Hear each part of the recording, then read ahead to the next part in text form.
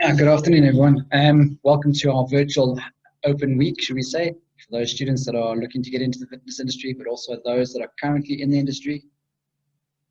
And what we're looking at, what we're going to discuss today, is more the future of continued education. So, for those of you that are not sure what continued education is, continued education is where you build upon your your foundational certification, whether it's a degree in sports science, whether it's a degree in a certificate in personal training. The idea is to keep improving your knowledge to make sure that we can deliver professional service to all of our clients and offer potential service to other people of bigger markets. So where did continued education come about?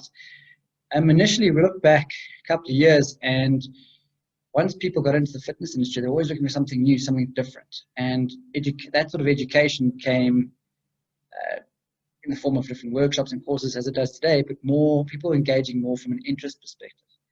And as the market slowly changed and our role has become a lot more professional, a lot of the organizations and companies that people work for have decided that as part of their requirements for personal trainers and for fitness professionals, these guys need to keep upgrading themselves. So during the year, they're required to achieve a certain number of points, and at the same time, this allows them to hold the contract. The same thing, it also becomes part of our requirement for reps or the registered exercise professionals.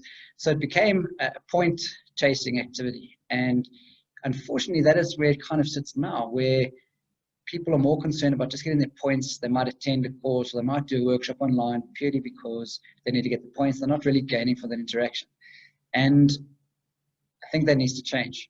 And we as education providers we constantly monitor the environment, whether it is local or international, to see what the current trends are. Trends are one thing. We also look for scientifically based developments. So as with our exercise medicine program, we look to the ACSM for the new developments and opportunities to educate the public or educate the fitness professionals out there.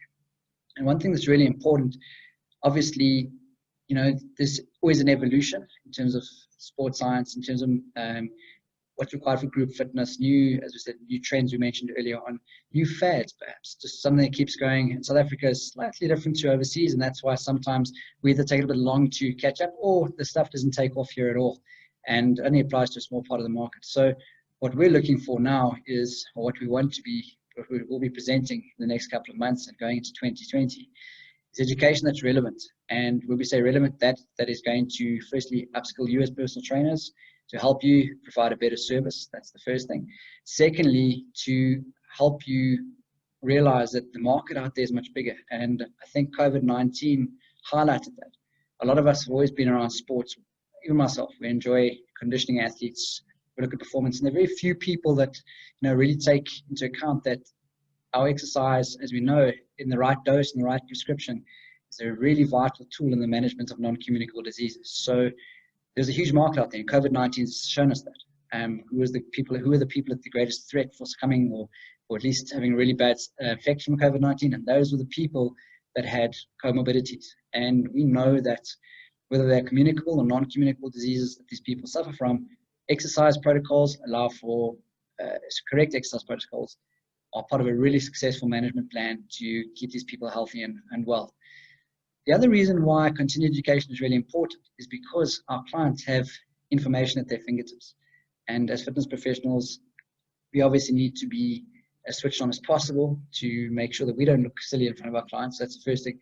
Obviously, always first thing, we can never say that we know everything. But at the end of the day, we're going to be fielding questions from our clients. Well, why does this work for someone else? And why is it not working for me? And why don't we try this out? And ultimately, we need to have some really sound answers to say yay or nay, or why would that person want to engage in that?